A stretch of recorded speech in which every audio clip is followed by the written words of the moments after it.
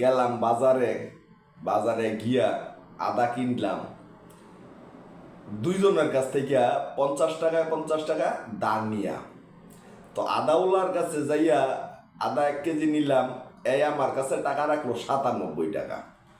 97 টাকা রাখার পরে আমি একজনটা দিলাম 1 টাকা 50 আরেকজনটা দিলাম 1 টাকা, আমার কাছে রয়েছে 1 টাকা। টাকা দেওয়ার সময় দেখি এর 49, এই পাইব 49, 49 49 হইল 98, আমার কাছে আছে 1 টাকা, এই হইল 99, বাকি 1 টাকা গেল কই?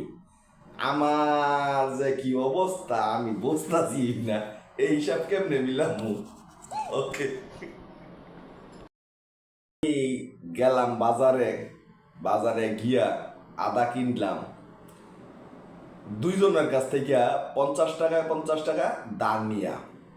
তো আদাওয়ালার কাছে যাইয়া আদা 1 কেজি নিলাম, এই আমার কাছে টাকা রাখলো 97 টাকা। 97 টাকা রাখার পরে আমি একজনটা দিলাম 1 টাকা 50 আরেকজনটা দিলাম 1 টাকা, আমার কাছে রয়েছে 1 টাকা।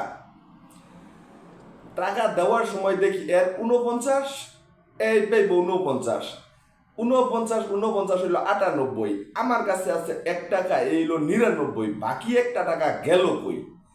আমার যে কি অবস্থা আমি বুঝতেছি না, এই হিসাব কেমনে মিলামু? ওকে।